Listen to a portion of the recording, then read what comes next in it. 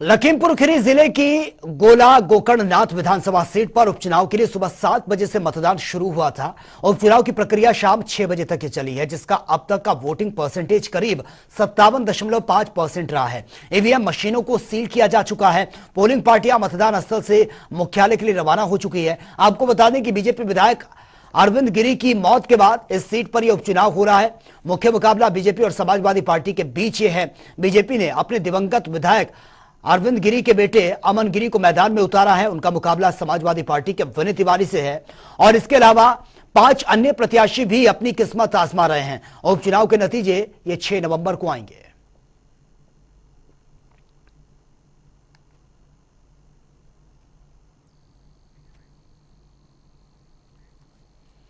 और वहीं सिकंदराबाद बूथों पर मोहम्मदी विधायक लोकेंद्र प्रताप सिंह पहुंचे हैं, जहां पर सपा प्रबुद्ध सभा के जिलाध्यक्ष विनय मिश्रा ने विधायक लोकेंद्र प्रताप सिंह पर मारपीट करने का आरोप लगाया। साथ ही मोबाइल तोड़ देने का आरोप भी लगाया गया। आपको बता दें कि लोकेंद्र प्रताप पर आरोप है कि वो बूथ पर पहुंचकर अधिकारियों पर दबाव बना रहे थे।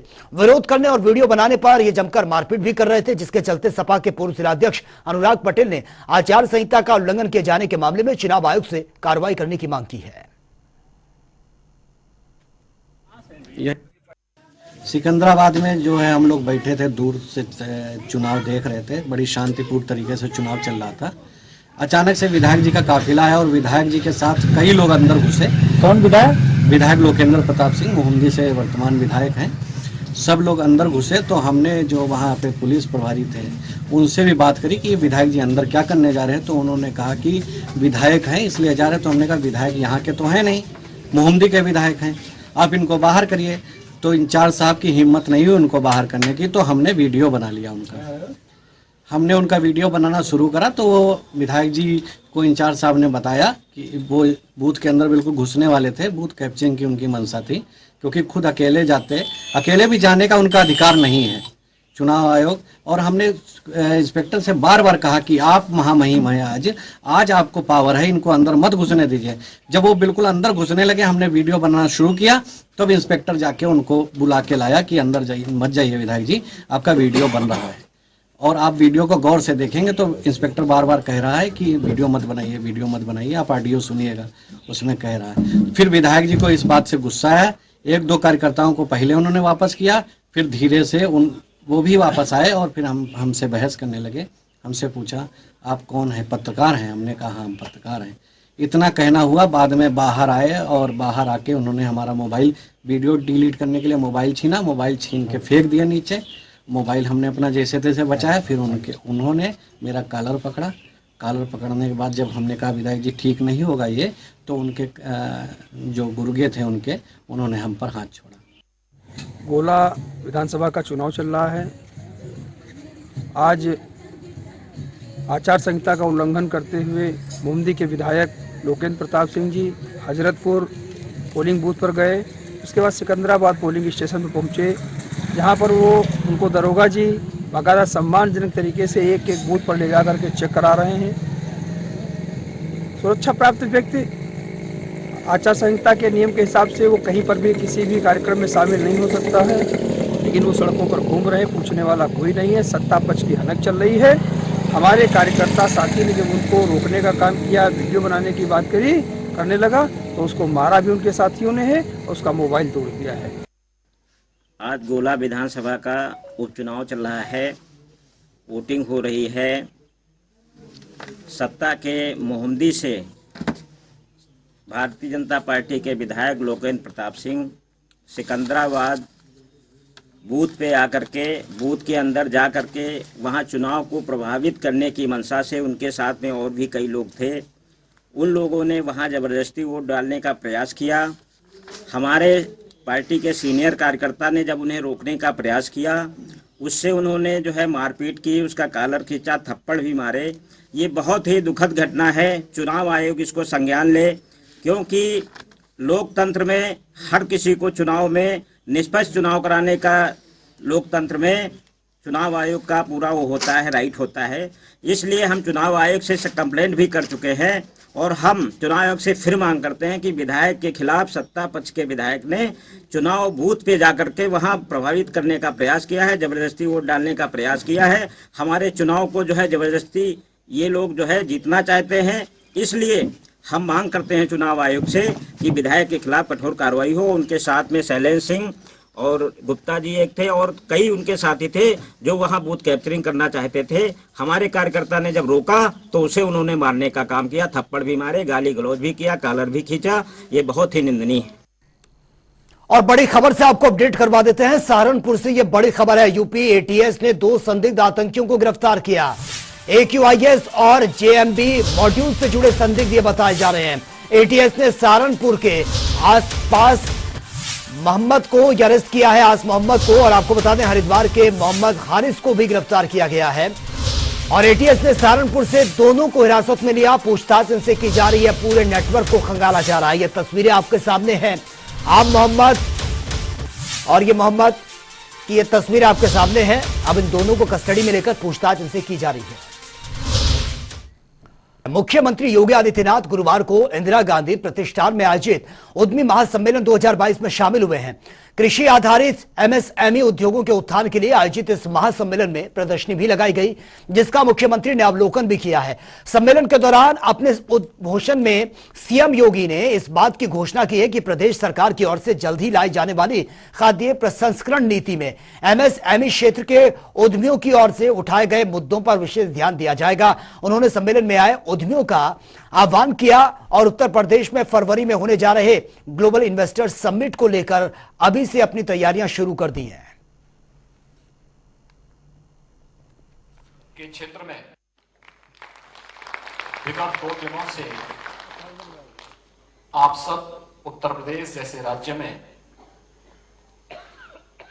इस क्षेत्र की संभावनाओं के बारे में चिंतन कर रहे हैं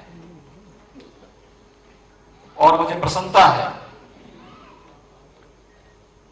कि आप में से बहुत सारे लोगों ने इस फील्ड में बहुत सफल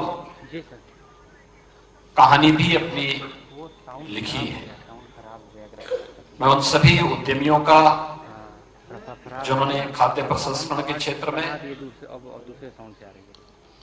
MSME के क्षेत्र में कुछ नया करके न केवल अन्नदाता किसानों की आमदनी को दोगुना करने के प्रधानमंत्री मोदी जी के संकल्प को आगे बढ़ाने में अपनी मदद की है, बल्कि उसके माध्यम से ढेर सारा रोजगार भी उत्पन्न करने में अपना योगदान दिया है।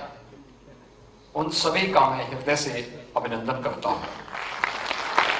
मुझे कल ही इस सम्मेलन में आना था, लेकिन मैं कल काफी देर से आया और मैंने इसीलिए यहाँ पर कृषि उत्पादन आयुक्त और अन्य अधिकारियों से इस बारे में आग्रह किया था कि अगर यह महासम्मेलन कल तक चलेगा तो मैं कल किसी से आने का अवसर यहाँ पर ढूंढूंगा। और मुझे प्रसन्नता है कि आप सब इतनी बड़ी संख्या में यहाँ पर हैं।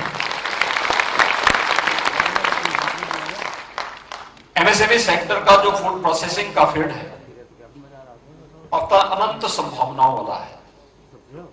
मैंने भी बाहर लगी हुई एग्जीबिशन को भी देखा है और देश भर से आए हुए इस फील्ड से जुड़े हुए जो उद्यमी हैं, जो स्टेक होल्डर्स हैं, जो इस फील्ड से जुड़े हुए अन्य विशेषज्ञ हैं, उन सब के द्वारा किए गए पुरुषार्थ को बहुत नजदीक से अवलोकन करने का भी अवसर मुझे प्राप्त हुआ है।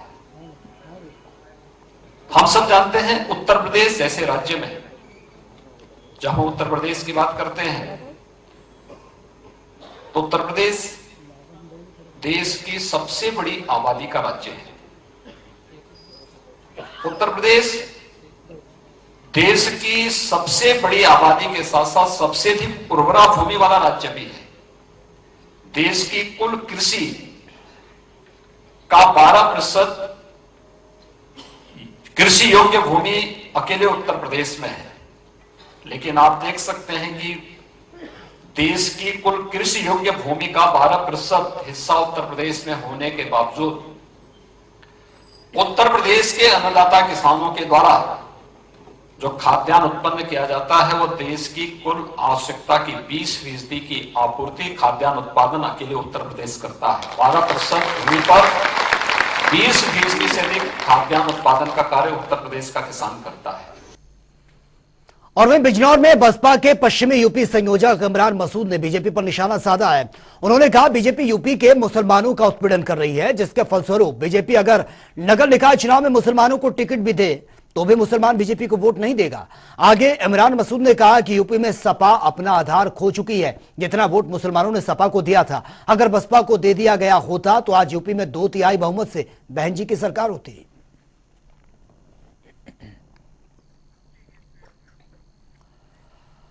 और वहीं प्रगतिशील समाजवादी पार्टी के मुखिया शिवपाल यादव आगरा पहुंचे, जहां पर उन्होंने पूर्व मंत्री सीपी राय के घर पहुंचकर शोक संवेदना व्यक्त की है। आपको बता दें कि पूर्व मंत्री सीपी राय की मां का देहांत हो गया था और इसके बाद शिवपाल यादव उनके घर पहुंचे। इस मौके पर उन्होंने कहा कि राजनीतिक तौर पर मैं खुद चाहता हूं कि उनका परिवार एकजुट हो। मैनपुरी के उपचुनाव पर उन्होंने कहा कि उनकी पार्टी चुनाव लड़ाएगी तो चुनाव लड़ेंगे और साथ ही समाजवादी पार्टी में शामिल होने पर उन्होंने कहा कि प्रस्ताव आने दो, समय आने दो, तभी इस पर सवाल करना। शिवपाल यादव के इन बयान से यह बात सामने निकलकर आ रही है कि शिवपाल यादव समाजवादी पार्टी की तरफ बेहद नरम रुख अपनाए हुए हैं।